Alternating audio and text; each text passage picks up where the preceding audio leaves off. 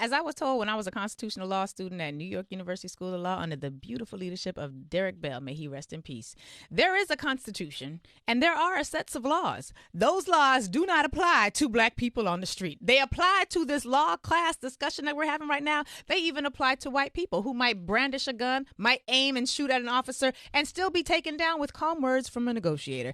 Those rules and those laws do not apply to us.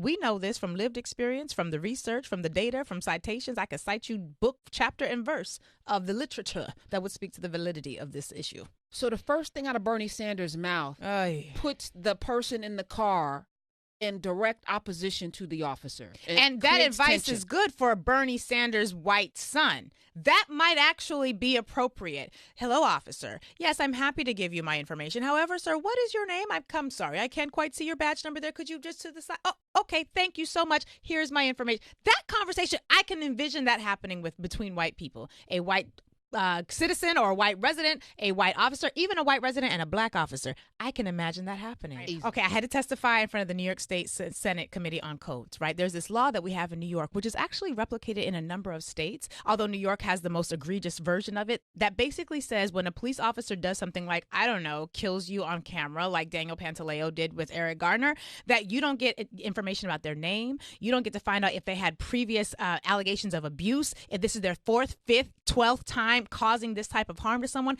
They are protected by these very, very, very police-friendly laws that are designed to keep their, quote, personnel records under wraps, right? So we're testifying about this, and my testimony is essentially the police descended from the slave patrols. The slave patrols had a hood that they were able to hide behind. The police have this law that they're able to hide behind. So anything that they do to black children, to black people, is able to be protected. They will get vacation pay. They will maybe docked, but they will get paid administrative leave. We'll never know what discipline happened to them. We'll never know what happened. The law acts like a hood. It shields them the same way the hood shields the Klan. And so when we're talking about the cameras, the body cameras, if you are in a state like New York where the police get access to the body camera footage before the victims do, if you are in a state like ours where you may not have entitlement to any of that footage unless you are able to demonstrate certain things within the law, you are essentially now just being surveilled, and the cameras can be used against you before you even get access to use them to defend yourself. So this approach to policing that presumes they are correct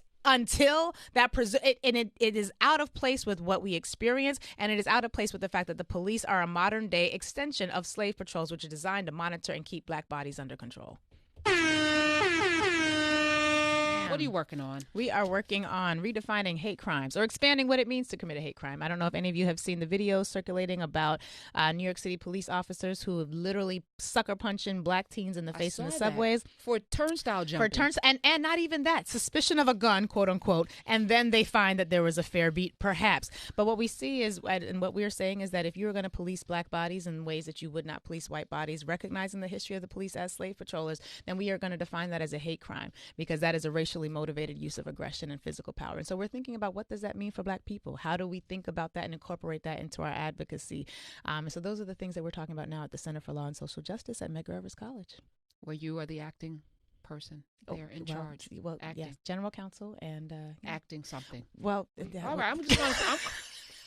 You are that person there. Follow her everywhere, and follow her at Afro State of Mind. And if you're not following her, and if you are following her, tell 10 other people to follow her. Here's why. This has got to be intentional. Let's get her numbers up. I need Laree Favors to have 100,000 followers. No, again, strategy. Yeah. The more followers you have, the more ability you have to do more things. That is actually true. And so let's be intentional. Yeah. I don't care. Just follow. It costs you nothing. Follow Afro State of Mind on Twitter so that she can have 100,000 followers, and let's push that. I'm going to do that every day. I love it. Because then we're going to take that follower power and we're going to implement it into building our community and creating our own villages. If they are using our numbers and our algorithms, we can use them. That's right. All right. I love you. Love Thank you back.